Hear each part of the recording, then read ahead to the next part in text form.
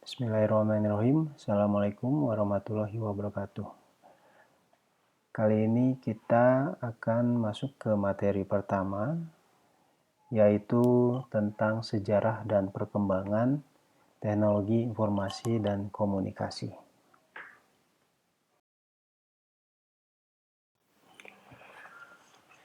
Baik, Marshall McLuhan, seorang tokoh komunikasi dan kebudayaan berkebangsaan Kanada, pernah menyatakan teknologi has changed the way we communicate.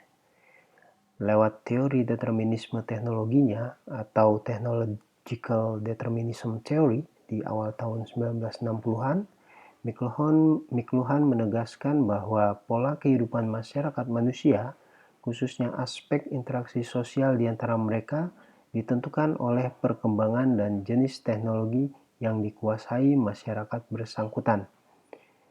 Jadi perkembangan teknologi informasi dan komunikasi yang begitu cepat telah banyak memberikan kemudahan bagi manusia, terutama untuk melakukan komunikasi dan mendapatkan informasi tanpa dibatasi oleh waktu.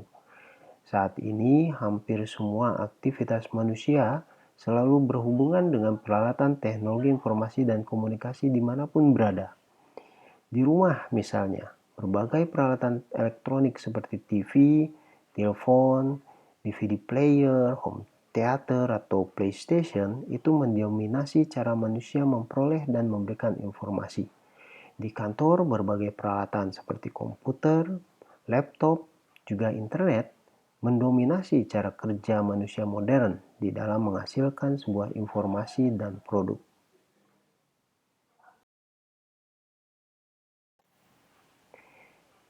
Kembali pada teori determinisme teknologi McLuhan, kita lihat di sini bahwa determinisme berasal dari bahasa Inggris yaitu determine, yang berarti pengaruh untuk memutuskan atau menentukan sesuatu. Dengan demikian, teknologi determinisme adalah teknologi tentang sesuatu yang berpengaruh untuk memutuskan atau menentukan sesuatu.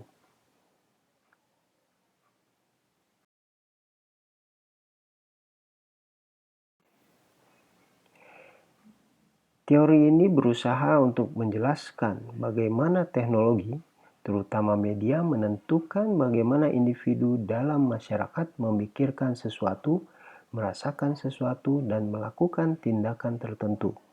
Untuk memahami pernyataan tersebut, teori ini mempunyai 3 kerangka urutan pemikiran, yaitu yang pertama, penemuan-penemuan hal baru dalam bidang teknologi komunikasi menyebabkan perubahan budaya. Yang kedua, perubahan komunikasi manusia membentuk eksistensi kehidupan manusia. Dan yang ketiga, we shape our tools and they in turn shape us. Begitu kata McLuhan. Jadi kita membuat alat-alat yang kita perlukan dan sekarang giliran alat-alat itu yang membentuk diri kita.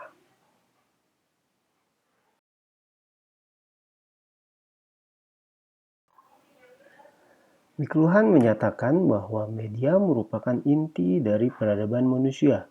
Dominasi media dalam sebuah masyarakat menentukan dasar organisasi sosial manusia dan kehidupan kolektifnya. Untuk menjelaskan idenya, McLuhan meneliti sejarah perkembangan manusia sebagai masyarakat dengan mengidentifikasi teknologi media yang memiliki peran penting dan mendominasi kehidupan manusia pada waktu tertentu, dan membaginya ke dalam 4 periode media yang berbeda, yaitu periode tribal, periode literatur, periode percetakan, periode elektronik. Kita akan lihat keempat periode ini satu persatu.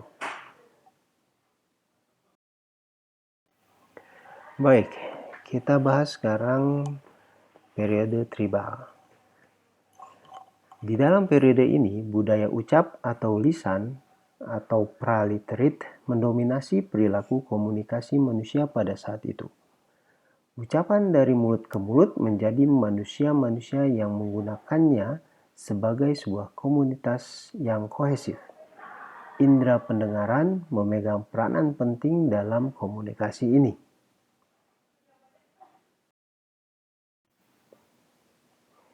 Yang kedua adalah periode literatur.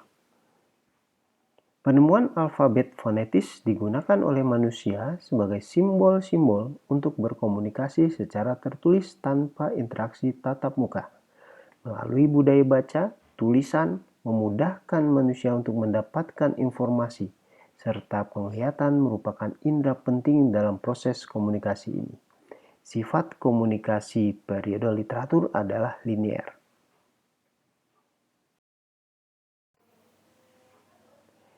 Yang ketiga adalah periode percetakan.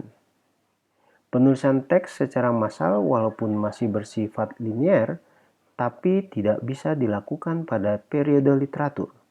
Seiring dengan ditemukannya teknologi mesin cetak oleh Johannes Gutenberg, maka manusia pun memasuki periode percetakan.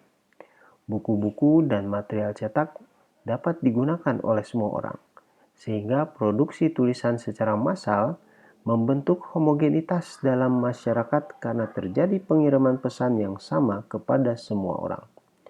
Dilihat dari proses konsumsi pesannya, pada periode ini manusia tidak perlu untuk berada berdekatan secara fisik untuk berbagi pesan, tapi manusia seperti terisolasi dan masyarakat pun menjadi terfragmentasi.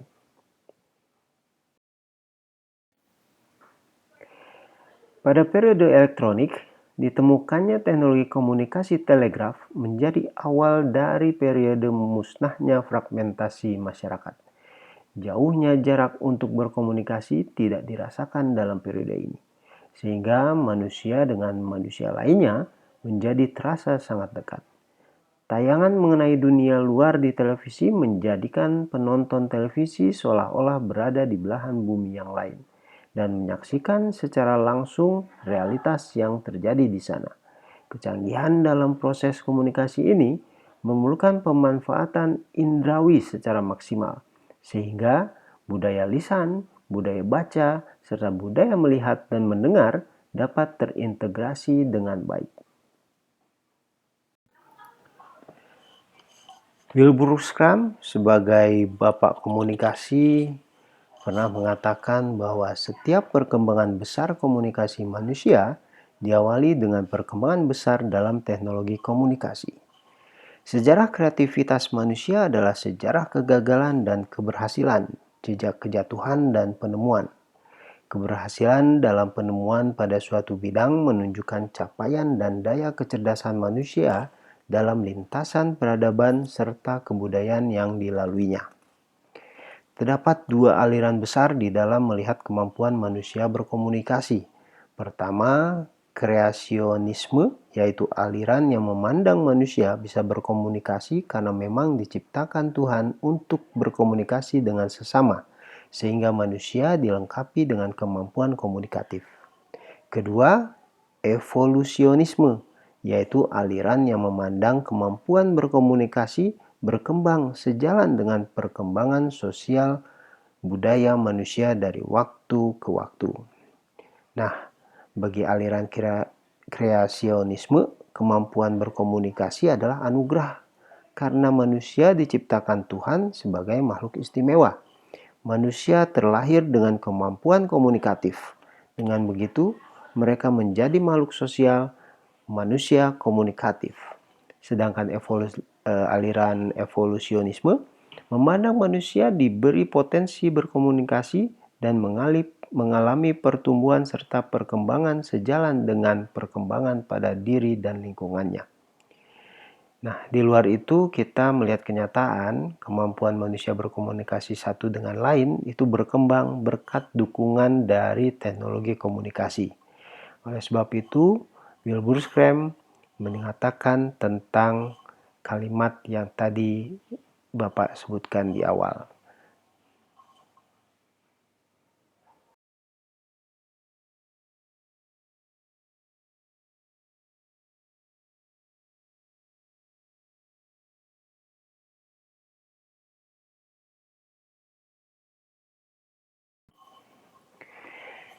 Baik, dari gambar-gambar yang ditampilkan, kita bisa lihat bahwa sejarah manusia di bidang komunikasi adalah sejarah kreativitas yang tidak berhenti. Diawali dengan penggunaan aksara dalam komunikasi manusia, lalu dirasa ada kebutuhan untuk mengembangkan media tulis. Maka dari itu digunakanlah berbagai medium, mulai dari tanah liat, sutra, pelepah kurma, tulang, batu, hingga akhirnya diciptakan kertas. Kemunculan kertas mengantar manusia pada kebutuhan alat tulis dan tinta. Semakin banyak orang mampu membaca dan menulis, maka dikembangkan mesin cetak. Mulai dari mesin cetak yang cara kerjanya sederhana seperti stempel, sampai mesin cetak seperti yang dikembangkan Gutenberg. Di satu sisi, mesin cetak menjadi dasar untuk produksi buku secara massal. Perpustakaan yang sudah ada sejak sebelum mesin cetak ditemukan mulai berkembang dan semakin berkembang dengan adanya percetakan serta penerbitan buku. Buku menjadi bagian penting dalam pengembangan pengetahuan manusia, menjadi media untuk menyimpan memori dan mencatat sejarah. Lewat buku, manusia menyimpan dan menyebarkan pengetahuan yang mampu melewati batas ruang, waktu, serta generasi.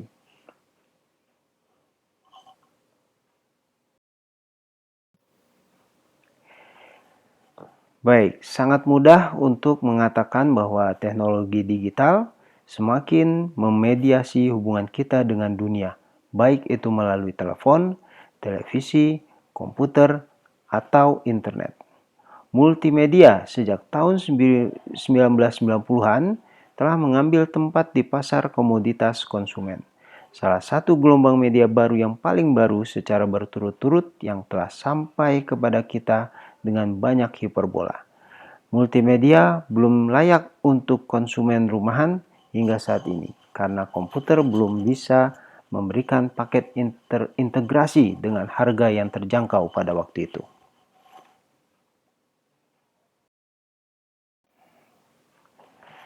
Nah, pada waktu itu, komputer multimedia menjadi medium that can be any medium. Jadi multimedia menjadi sarana untuk berbagai macam jenis media yang akan disampaikan.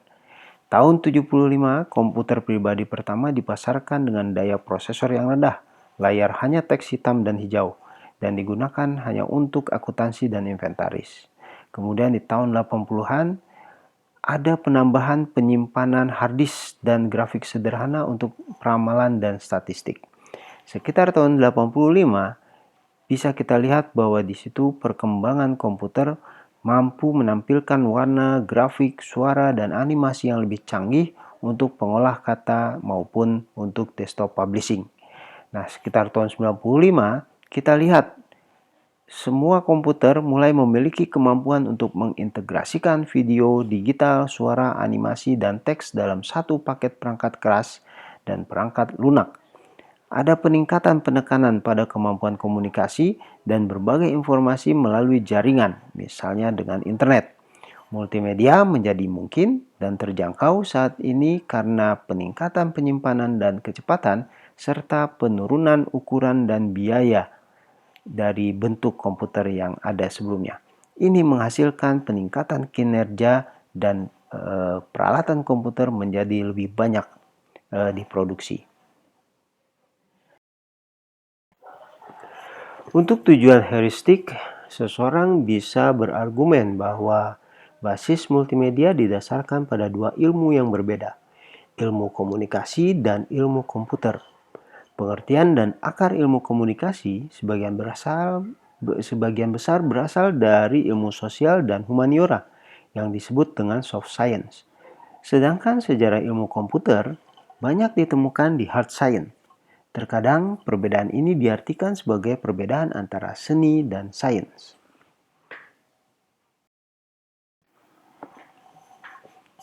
Jadi, kalau kita lihat definisi multimedia adalah deskripsi teknologi multimedia yang paling umum, biasanya integrasi dua atau lebih media yang berbeda pada komputer pribadi.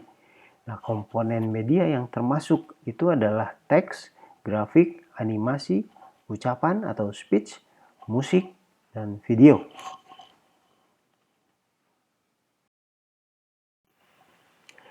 Terdapat 5 proses kerja simultan multimedia.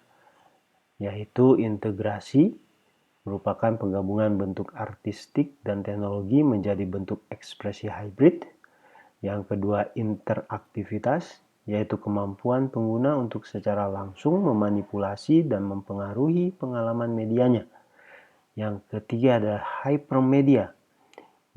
Ini adalah menghubungkan elemen media yang terpisah satu sama lain untuk membuat jejak asosiasi pribadi. Seperti hypertext memiliki kekuatan yang hampir tidak terbatas untuk memanipulasi teks melalui kemampuannya secara konstan mengubah makna dengan merakit jaringan teks ke dalam konteks dan penjajaran baru. Yang keempat adalah perendaman atau immersion. Ini adalah pengalaman memasuki simulasi atau sugesti lingkungan 3 dimensi. Jadi pengalaman immersion ini bisa dilihat dari novel laris Maya adalah novel terlaris dari William Gibson di tahun 84 yang mendeskripsikan secara detail masa depan di mana realitas maya adalah fakta kehidupan. Karakter Gibson menghuni lingkungan virtual yang dimungkinkan oleh jaringan komputer yang diberi nama cyberspace. Dunia maya Gibson memberikan definisi sastra pertama untuk komputer, hub, server, dan database yang membentuk matriks. Diskusinya tentang dunia maya begitu memikat dengan saran bahwa setiap peretas komputer bisa masuk ke matriks dengan bertemu avatar, sehingga menjadi batu ujian bagi setiap insinyur, seniman, dan ahli teori yang bekerja di lapangan. Yang kelima adalah strategi naratif, estetika, dan formal yang bersumber dari konsep-konsep di atas yang menghasilkan bentuk cerita dan penyajian media yang non-linear. Seiring dengan berkembangnya multimedia di rumahan, jaringan dari komputer yang saling terkait itu juga mulai berkembang, yaitu internet. Nah, sejarah internet itu dimulai tahun 60-an ketika Levi C. Finch dan Robert W. Taylor mulai melakukan penelitian tentang jaringan global dan masalah interoperabilitas. Pada tahun 69, Robert Taylor yang baru dipromosikan sebagai kepala kantor pemrosesan informasi di DARPA, yaitu Badan Riset Angkatan Bersenjata Amerika Serikat, bermaksud mengimplementasikan ide untuk membuat sistem jaringan yang saling terhubung. Bersama Larry Robert dari MIT, Robert Taylor memulai proyek yang kemudian dikenal sebagai ARPANET. Sambungan pertama ARPANET terbentuk antara University of California, Los Angeles dan Stanford Research Institute di jam 10:30 malam di tanggal 29 Oktober tahun 69. Nah, tanggal 5 Desember 69 ada 2 jaringan lagi yang bergabung, yaitu University of Utah dan University of California, Santa Barbara, sehingga total terdapat 4 simpul jaringan. ARPANET sendiri berbasis pada teknologi AlohaNet berkembang sangat cepat pada tahun 81. Jumlah simbol atau simpul yang terhubung menjadi 213. Oke, baik. Ini kita lihat sekarang gambaran sederhana sambungan ke internet. Di dalam konfigurasi sebuah sambungan internet, ada beberapa unsur penting, yaitu komputer, kemudian ada internet yang biasanya melalui sebuah ISP atau Internet Service Provider, kemudian ada juga penggunaan modem, dan semuanya adalah sistem yang saling terkait satu dengan yang lain sehingga menghasilkan lingkaran komunikasi di dalam dunia maya. Oke, kita akan lihat sekarang definisi dari teknologi informasi dan komunikasi serta ruang lingkupnya. Teknologi informasi dan komunikasi mempunyai dua pengertian, yaitu teknologi informasi dan teknologi komunikasi. Nah, teknologi informasi adalah pemrosesan, pengolahan, dan penyebaran data oleh kombinasi antara komputer dan telekomunikasi. Teknologi informasi mempunyai arti yang luas, yaitu meliputi segala hal yang berkaitan dengan proses penggunaan sebagai alat bantu, manipulasi, dan pengelolaan informasi. Sedangkan teknologi komunikasi merupakan alat menambah kemampuan orang untuk berkomunikasi. Adapun teknologi komunikasi berkaitan dengan penggunaan alat bantu untuk memproses dan mentransfer data dari perangkat yang satu ke perangkat yang lainnya. Dengan demikian, teknologi informasi dan komunikasi adalah segala hal yang berkaitan dengan proses manipulasi, pengelolaan, dan transfer atau pemindahan informasi antar media dengan menggunakan teknologi tertentu.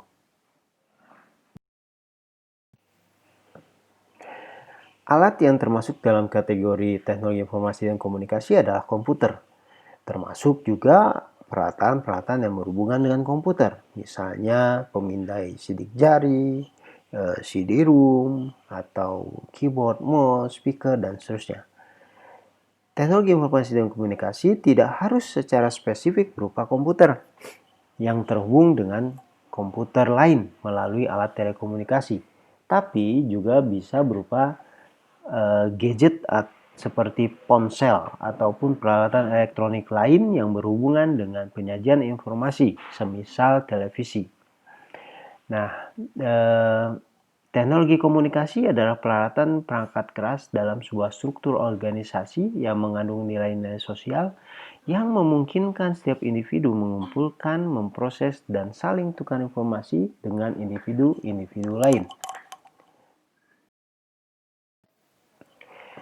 Baik, selanjutnya kita lihat hubungan teknologi komunikasi dan masyarakat informasi.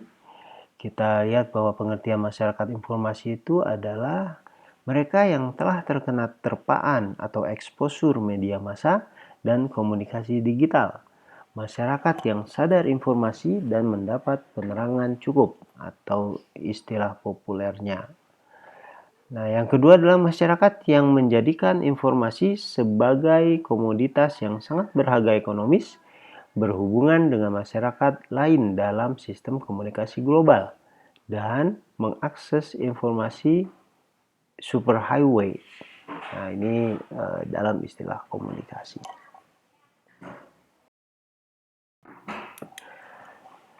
Nah, ini peranan TIK.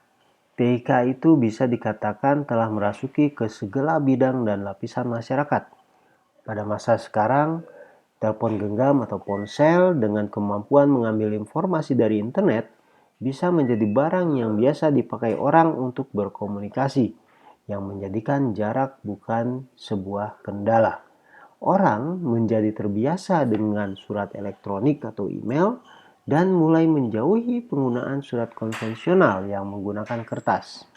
Orang lebih suka menggunakan program-program pengolah kata untuk membuat dokumen daripada memakai mesin ketik biasa.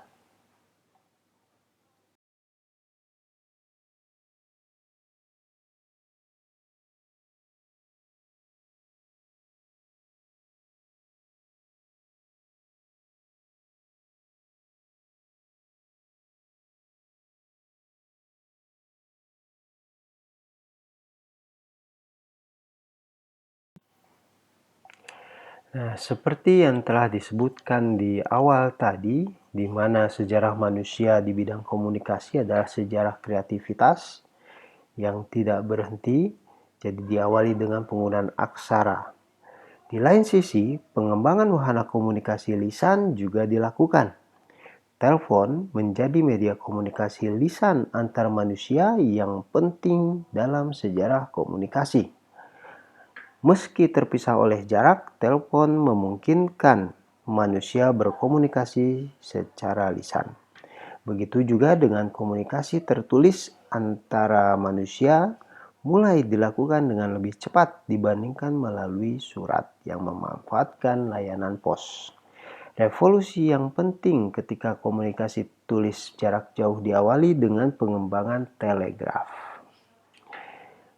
Basis dari pengembangan telepon dan telegraf ini adalah penemuan radio.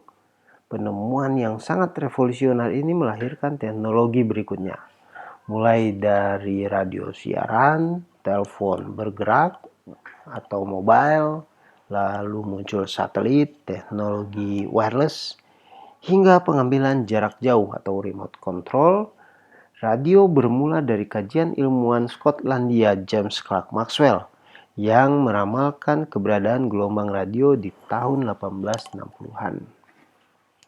Nah, dugaan Maxwell kemudian dibuktikan oleh fisikawan Jerman Heinrich Rudolf Hertz yang menunjukkan adanya variasi kecepatan arus listrik yang dapat diproyeksikan ke udara dalam bentuk gelombang radio, seperti halnya cahaya dan panas. Lalu, penemu berkebangsaan Italia Guglielmo Marconi membuktikan dimungkinkannya untuk melakukan komunikasi radio. Pada tahun 1895, Marconi mencoba mengirim dan menerima sinyal radio. Nah, teknologi untuk pengiriman dan penerimaan gelombang radio juga terus disempurnakan. Mulai dari penggunaan tabung hampa ukuran besar, kemudian menjadi penggunaan transistor, lalu berubah menjadi microchip. Nah, perubahan dari penggunaan tabung hampa menjadi transistor melahirkan banyak peralatan komunikasi yang baru. Nah, perkembangan dari tabung menjadi microchip ini menunjang kelahiran komputer. Kehadiran microchip memungkinkan lahirnya komputer yang ukurannya lebih kecil dan bisa ditenteng. Juga melahirkan alat-alat baru yang lebih praktis seperti smartphone atau tablet. Nah, apabila kemudian serat optik memungkinkan pengiriman data dalam jumlah yang sangat besar dengan kecepatan yang cukup tinggi. Di saat yang sama muncul pula revolusi komunikasi yang luar biasa dalam berbagai aplikasi yang memungkinkan manusia saling bertukar data, berbagi informasi dengan cepat. Media sosial adalah salah satu aplikasi yang menunjang kebutuhan komunikasi manusia dalam bentuk komunikasi tertulis, komunikasi suara, dan komunikasi audiovisual. Media sosial menjadi salah satu tulang punggung kegiatan komunikasi manusia, Muntahir. Ia memenuhi dan mengubah kebutuhan manusia dalam berkomunikasi. Aplikasi seperti Facebook, Twitter, Instagram, dan WhatsApp menjadi aplikasi populer yang digunakan ratusan juta orang di seluruh dunia untuk berkomunikasi. Media konvensional atau tradisional seperti media cetak, koran, majalah, media elektronik juga memanfaatkan perkembangan teknologi baru tersebut. Media cetak biasanya memiliki media online. Media elektronik seperti radio televisi memiliki media streaming, sehingga bisa diikuti dimanapun berada. Nah, kemudian lahirlah istilah media baru untuk menunjukkan media yang digunakan dalam memperoleh informasi dan hiburan. Media baru dan media sosial kemudian menjadi ciri zaman media yang digunakan manusia dalam berkomunikasi di dunia virtual untuk membentuk masyarakat baru, yaitu masyarakat jaringan, masyarakat jaringan virtual. Kini situs jaringan sosial telah menjadi wadah bagi orang berkomunikasi dan berbagi informasi dengan rekan mereka, baik yang mereka kenal di dunia maya maupun di dunia nyata.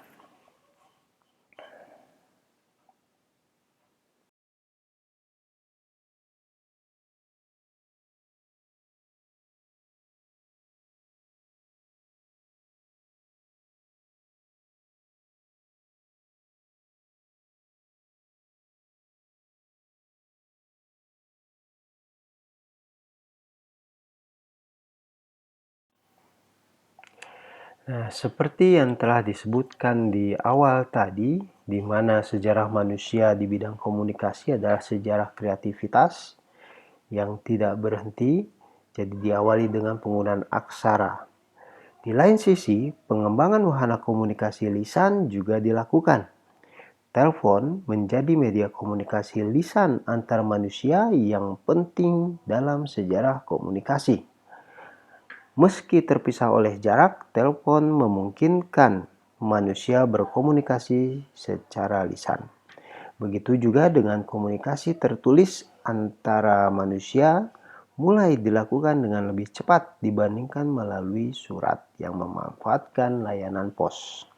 Revolusi yang penting ketika komunikasi tulis jarak jauh diawali dengan pengembangan telegraf. Basis dari pengembangan telepon dan telegraf ini adalah penemuan radio. Penemuan yang sangat revolusioner ini melahirkan teknologi berikutnya. Mulai dari radio siaran, telepon bergerak atau mobile, lalu muncul satelit, teknologi wireless, hingga pengambilan jarak jauh atau remote control. Radio bermula dari kajian ilmuwan Skotlandia James Clerk Maxwell yang meramalkan keberadaan gelombang radio di tahun 1860-an. Nah, dugaan Maxwell kemudian dibuktikan oleh fisikawan Jerman Heinrich Rudolf Hertz yang menunjukkan adanya variasi kecepatan arus listrik yang dapat diproyeksikan ke udara dalam bentuk gelombang radio, seperti halnya cahaya dan panas. Lalu, penemu berkebangsaan Italia Guglielmo Marconi membuktikan dimungkinkannya untuk melakukan komunikasi radio. Pada tahun 1895, Marconi mencoba mengirim dan menerima sinyal radio. Nah, teknologi untuk pengiriman dan penerimaan gelombang radio juga terus disempurnakan. Mulai dari penggunaan tabung hampa ukuran besar, kemudian menjadi penggunaan transistor, lalu berubah menjadi microchip. Nah, perubahan dari penggunaan tabung hampa menjadi transistor melahirkan banyak peralatan komunikasi yang baru.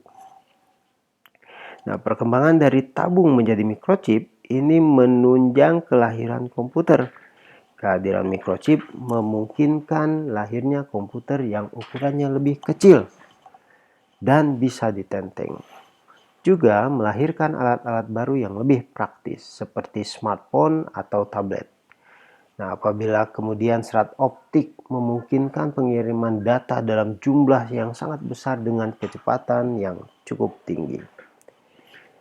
Di saat yang sama muncul pula revolusi komunikasi yang luar biasa dalam berbagai aplikasi yang memungkinkan manusia saling bertukar data, berbagi informasi dengan cepat.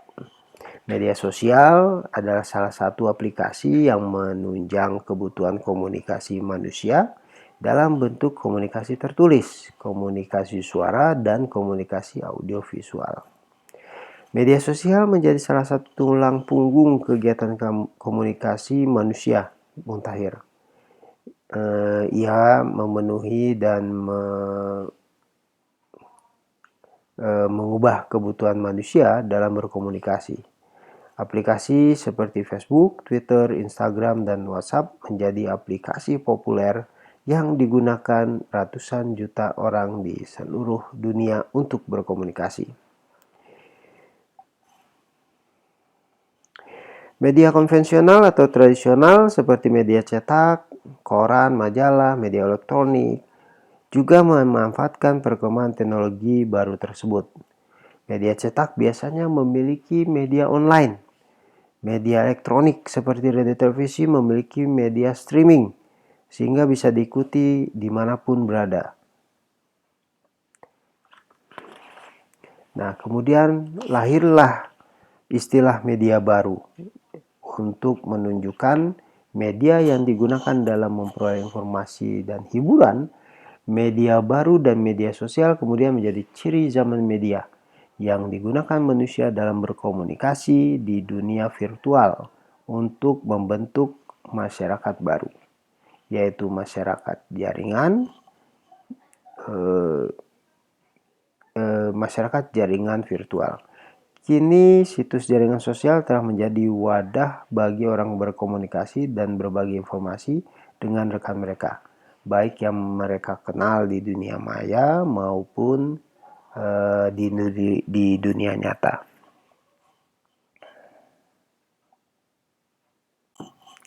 Nah, ujung dari semua itu tadi adalah perubahan cara manusia berkomunikasi.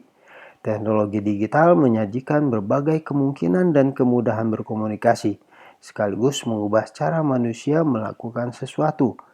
Berbelanja dengan online misalnya, atau dengan all shop, atau pembayaran dilakukan dengan menggunakan e-money, teknologi digital melahirkan dunia baru yang dinamakan dunia maya. Ada yang menyebutnya dunia cyber atau realitas baru yang dinamakan realitas virtual. Dinamika dunia maya dengan realitas virtualnya ini melahirkan tantangan dan peluang baru. Permasalahan-permasalahan baru pun muncul seperti kejahatan cyber, pornografi, penipuan, dan melunturnya penggunaan etika hidup di dunia nyata yang tidak dijalankan di dunia cyber. Selain itu, menyediakan peluang baru yang bisa digunakan mulai dari bisnis, pendidikan, dakwah, bahkan perang sekalipun. Perang di dunia maya mulai menggantikan perang dunia nyata yang tidak langsung memakan korban manusia. Oke, sebagai informasi yang bisa Anda lihat di sini adalah bagaimana evolusi telepon yang merupakan salah satu dari perkembangan budaya lisan. Ya. Sehingga manusia kemudian menggunakan peralatan telepon. Silakan Anda klik link YouTube yang ada pada slide ini untuk melihat bagaimana evolusi telepon hingga muncul telepon genggam. Nah, setelah Anda melihat tadi video tayangan tentang evolusi telepon, di sini juga saya akan tayangkan bagaimana masa depan dari kacamata sebuah perusahaan komputer terbesar yaitu Microsoft. Silakan Anda bisa tonton di linknya YouTube supaya bisa lebih jelas atau bisa muncul dalam slide ini. Baik, itu yang bisa saya sampaikan untuk materi kedua ini. Silahkan Anda mendiskusikan topik yang disediakan di kolom forum diskusi. Kemudian baca dengan seksama, lalu tambahkan juga bacaan di luar buku yang disarankan untuk memperkaya khasanah pengetahuan Anda di bidang teknologi informasi dan komunikasi. Dan jangan lupa mengikuti kuis yang sudah disiapkan. Oke, begitu saja pertemuan ini. Sampai ketemu lagi minggu depan. Jangan lupa semua tugas-tugasnya tetap dikerjakan sesuai dengan jadwal yang telah ditentukan. Terima kasih. Assalamualaikum warahmatullahi wabarakatuh.